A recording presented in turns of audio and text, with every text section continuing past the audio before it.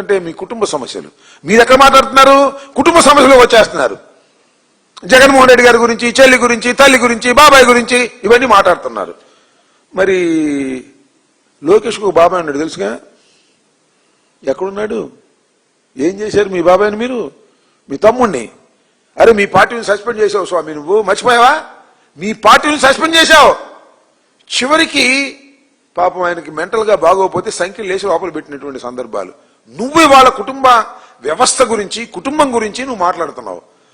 ఇవాళ దొరికింది కదా ఏదో ఒక చిన్న విమర్శ అని చెప్పేసి దాన్ని పట్టుకుని పెద్ద చేసి గందరగోళం చేసి అసలు దాని మీదే కమాన్ నీ కుటుంబం ఏంటో, జగన్మోహన్ రెడ్డి గారి కుటుంబం ఏంటో తేల్చుకుందాం. నువ్వు ఏం చూసావో, ఏం చేశావో, ఇలాంటి పిచ్చి మాటలు మాట్లాడి, అనవసరమైన మాటలు మాట్లాడి మా చేత అనిపించుకునే కార్యక్రమం. నువ్వు నీ కుటుంబాన్ని పట్టించుకోలేదు, నీ అబ్బాయి తప్ప రెండో మార్గం లేదు. ఎన్టీ రామారావు గారి కుమార్తెను చేసుకున్న తర్వాత మీ తల్లిదండ్రుల్ని, మీ కుటుంబాన్ని వదిలేసి, గాలికి వదిలేసి హైదరాబాద్లో తిరిగినటువంటి పెద్ద మనిషి నువ్వు. ఇవాళ కుటుంబ వ్యవస్థ గురించి మాట్లాడే నైతిక హక్కు నీకు లేదని కూడా ఈ సందర్భంగా నేను స్పష్టంగా చెప్పదలుచుకున్నాను. ఓకే,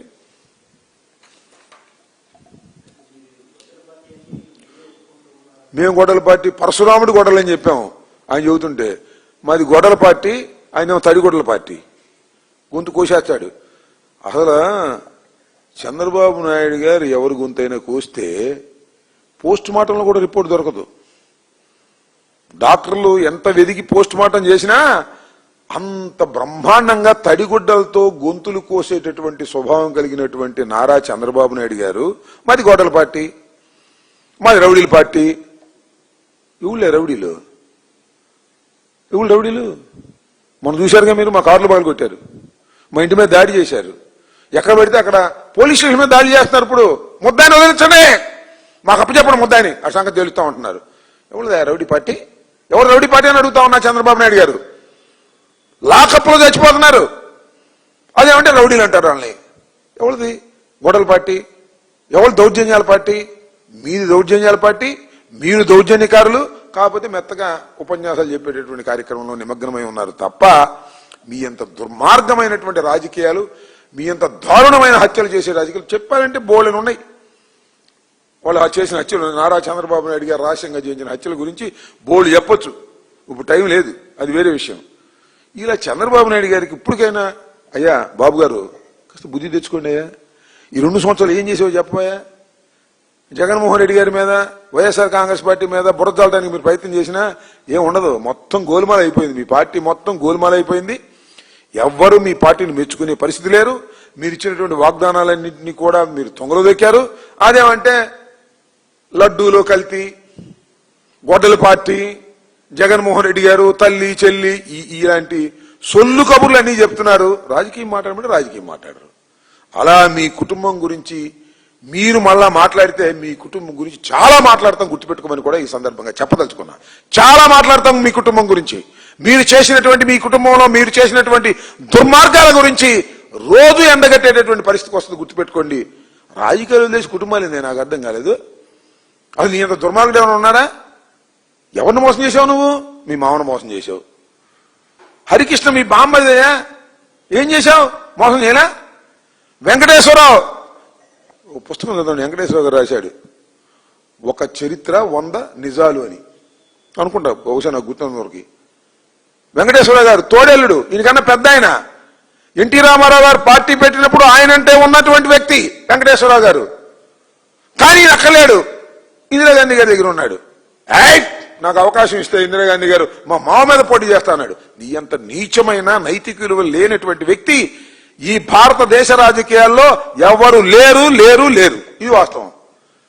ఇవాళ తెలుగుదేశం పార్టీని అందరిని ఆక్రమించుకొని హరికృష్ణ నెట్టేశాడు. సరే, బాలకృష్ణ ఏమో ఆయన ఒక అమ్మాయికి చక్రవర్తి అనుకోండి, వాళ్ళ అమ్మాయిని మీ అబ్బాయికి చేసుకుని ఆయన సినిమాలకు అప్పు చెప్పావు.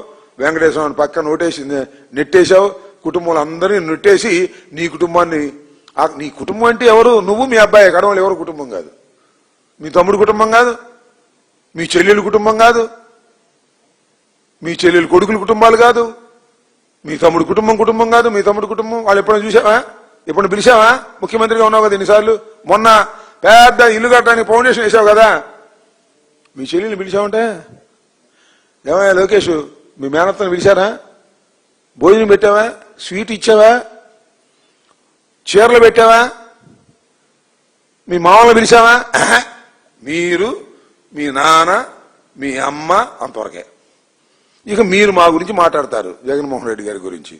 మంచి పద్ధతి కాదు. నారా చంద్రబాబు నాయుడు గారు మాట్లాడు, విమర్శ చెయ్యి, సూటిగా చెయ్యి, ధర్మంగా చెయ్యి. అది అట్టా ఇది ఇట్టా, మమ్మల్ని వెంకటేశ్వరం కాపాడాడు, నక్సలైట్లు చంపిపోతే ఈ సొల్లు కబుర్లని చెబుతాడు. గతంలో మా తాతలు నేతుల దగ్గర మా మూతులు వాసన చూడమన్నా అంటే ఎవరో. అది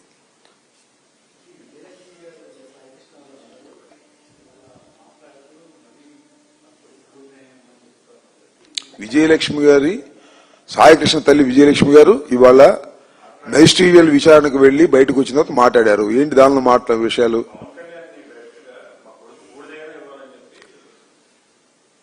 సరే, దానికి నేను ఏం సమాధానం చెప్పను? మొట్టమొదటి నుంచి చెప్తున్నా, పవన్ కళ్యాణ్ గారికి ఎవరు చెప్పారో, ఎవరు ఎక్కేశారో, వాడు రౌడీ అన్నారు. సరే రౌడీ అనుకుందాం కాసేపు. 14 ఏళ్ల యువతిని రేప్ చేశాడని చెప్పారు. ఆ 14 ఏళ్ల యువతి ఇప్పుడు ఆమెకి 24 ఏళ్ళు 23 ఏళ్ళు. అయ్యా నన్ను రేప్ చేయలేదయ్యా, మా బావ వాడు, మా మీద కేసులు పెట్టారు, తర్వాత కేసులో మేము మాట్లాడుకుని తేల్చి చెప్పేశాము అది ఉట్టిదని, దాంతో కేసు కొట్టేశారంటే 14 ఏళ్ల యువతిని రేపు చేశాడు వాళ్ళ బావేనంట. ఇట్లాంటి కట్టుకథలు విని పవన్ కళ్యాణ్ గారు అసలు మీకు బుర్ర ఉందా లేదా నాకు అర్థం కావట్లా. కట్టుకథలు చెప్పి వాళ్ళ మీద, ఆ కుటుంబం మీద, పాప ఇందాక ఆమె అంటుంది, నాకు చాలా బాధేసింది. అయ్యా మా సాయికృష్ణ పవన్ కళ్యాణ్ అభిమాని, ఇంటికి వచ్చినప్పుడల్లా పవన్ కళ్యాణ్ జిందాబాద్ అనేవాడు అంట. చచ్చిపోతే బూడిదవయా అడుగుతుంది. పవన్ కళ్యాణ్ అడిగేది కేసు రిజిస్టర్ చేయండి, కేసులో ఇచ్చేయండి కాదు, బూడిద దోష బూడిద ఇమ్మని అడుగుతా ఉంది. దోష బూడిద ఇప్పించగలవండి పవన్ కళ్యాణ్ గారు మీరు ఉప ముఖ్యమంత్రిగా? అదేమంటే వాడు రౌడీ అని, నేరస్తుడని మాట్లాడుతున్నారు మీరు. ఎవడు నేరస్తుడు, ఎవడు రౌడీ చెప్పండి, నాకు అర్థం కాల.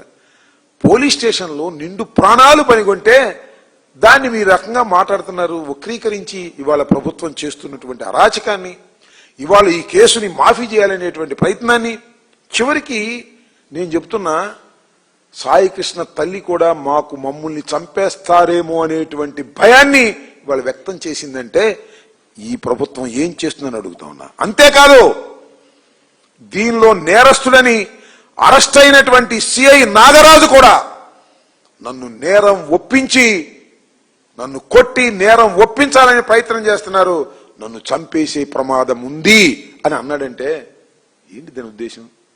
సాయికృష్ణ తల్లికి ప్రాణహాని, సిఐకి ప్రాణహాని, ఒకతనేమో చనిపోయాడు.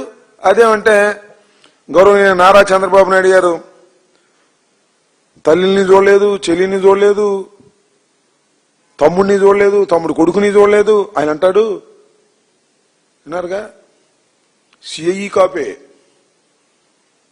చనిపోయిన సాయి కాపే, మరి తల్లి కాపే.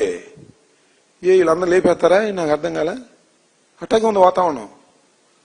నాగరాజు ఏమో పోలీసులను చంపేస్తారంటున్నాడు, ఆమెమో నాకు ప్రాణహాని ఉందంటుంది. ఏంటిది? ఈ రాష్ట్రంలో ధైర్యంగా బతికేటటువంటి పరిస్థితి లేదా అనేటువంటి సందేహం వస్తుంది. దాన్ని చంద్రబాబు నాయుడు అలాంటి వాటి మీద దృష్టి పెట్టి వాటిని లాండ్ ఆర్డర్ను కాపాడటం, లేదా బాధితులను రక్షించే కార్యక్రమం చేయటం మానేసి గొడ్డలి పార్టీ, భయం వేస్తుంది ఆయనకి, ఎట్టాగా అధికారంలోకి వచ్చేసిన బురద జల్లేద్దామని.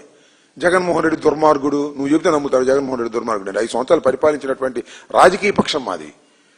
రాజశేఖర రెడ్డి గారి కుమారుడు ఆయన. ఏంది నీకేముంది హిస్టరీ? ఏమీ లేదు, వెన్నుపోటు హిస్టరీ తప్ప నీకేమీ లేదు. అలాంటి పరిస్థితుల్లో ఇవాళ నువ్వు ఈ రకమైన తప్పుడు ప్రచారం చేస్తున్నావు. ఇప్పటికైనా నేను మనవి చేస్తున్నా, సాయికృష్ణ తల్లి ఆవేదన తీర్చండి. ఖచ్చితంగా జరిగినటువంటి నేరాన్ని అంగీకరించి సిబిఐ ఎంక్వైరీ చేయండి. ఊరి మీ దుంపదేగా కృష్ణలంక పోలీస్ స్టేషన్ పై భాగంలో దొరికిందంట బూడిదను ఎముకలు. ఎక్కడ దొరుకుతాయ్యా? ఎక్కడో పట్టుకొచ్చి ఇక్కడ పెట్టారు. మీ దుంపదేగాని అర్థం కావటంలా, కామన్ సెన్స్ అర్థం కావటంలా. ఇన్నాళ్ళుంటే దొరకదా? 19వ తారీఖున కేసు రిజిస్టర్ చేశారు. ఎప్పుడు దాకా దొరకదంట పైన, ఇప్పుడు దొరికిందంట. పొట్లం గట్టి పెట్టినట్టున్నారు తీసుకెళ్లి. ఏంటిది? ఇంత దారుణంగానా ఎంక్వైరీలు జరిగేది పోలీసుల్లో? అంటే పోలీసులు హత్య చేస్తే కాపాడేస్తారా? ఎవరిని హత్య చేస్తేనేమో కాపాడరా? ఏంది ఇది? తప్పు, ఇది అన్యాయం, ఇది గుర్తుపెట్టుకోమని మనం చేస్తున్నాం. అంతేకాదు ఎవరయ్యా యూట్యూబరు రావణ్ణి పట్టుకెళ్తే పోలీస్ స్టేషన్ మీదకి వెళ్తున్నారు. మాకు అప్పచెప్పండి సంగతి తెలుస్తామని అప్పచెప్పేసేయాలి ఇక పోలీసులు కూడా. మీ దుంపదేగా, నేను పోలీసులు ఇట్లా తోశానని మొన్న నా మీద కేసు పెట్టారయ్యా. మరి అక్కడ పోలీస్ స్టేషన్ గోడ దూకి పోలీసులు ఎట్టేస్తున్నారు. వాళ్ళకి లైసెన్స్ ఉంది, మాకు లైసెన్స్ లేదు, మా మీద కేసులు పెట్టేస్తారు. డ్యూటీలో ఉన్నటువంటి పోలీసు అధికారిని డ్యూటీ చేయనీయలేదు అని అమ్మటారు మా మీద కేసు. అక్కడేమో సర్పవరంలో పోలీస్ స్టేషన్లో దూకారు. ఇక్కడ ఇనుకుదుర మన మచిలీపట్నంలో పోలీస్ స్టేషన్ దొరబడి సెల్ దగ్గరికి వెళ్ళారు. ఇవాళ నక్కపల్లి అక్కడికి వెళ్ళి చెప్పులు ఇసురుతున్నారు, పోలీసులు నెట్టేస్తున్నారు. వాళ్ళ మీద మాత్రం కేసు పెట్టడానికి వీల్లేదు. వాళ్ళందరూ కూటమి వారు కాబట్టి వాళ్ళ మీద కేసు పెట్టడానికి వీల్లేదు. అంబటి రాంబాబు కూటమి కాదు, జగన్మోహన్ రెడ్డి గారి మనిషి. ప్లేడర్ అయినా సరే, 70 ఏళ్ల వయసున్నా సరే పెట్టే కేసు రామలేసాయి. ఎక్కడ పోతున్నారు రాష్ట్రం? అన్నిటికీ అనుభవిస్తారు కూటమి నాయకులు, గుర్తుపెట్టుకోమని మనం చేస్తున్నా. ఎప్పుడు ఇలాగే ఉండవు రోజులని కూడా ఈ సందర్భంగా చెప్పదలుచుకున్నాను. ఫైనల్ గా చెప్పేది ఏంటంటే, అయ్యా చంద్రబాబు కాస్త అభివృద్ధి గురించి ఆలోచించవయ్యా. కనీసం పులివెందులు చూడవయ్యా, ఎట్టా ఉందో పులివెందుల, మీ కుప్పం ఏంటో చూడవయ్యా. అవి చూడకోకుండా గొడ్డల పార్టీ, చెల్లెళ్ళు, తల్లి, బాబాయి ఇలాంటి పిచ్చి మాటలు మాట్లాడుతున్నావు. నీకు అసలు కుటుంబ వ్యవస్థ మీద నమ్మకమే లేదు. నీ చెల్లెళ్ళకి, మీ తమ్ముళ్ళకి ఏమి ఇవ్వకోకుండా వాళ్ళు మాట్లాడుతున్నావు. మీ అబ్బాయి నువ్వు అంతే, ఎవడు లేడిగా.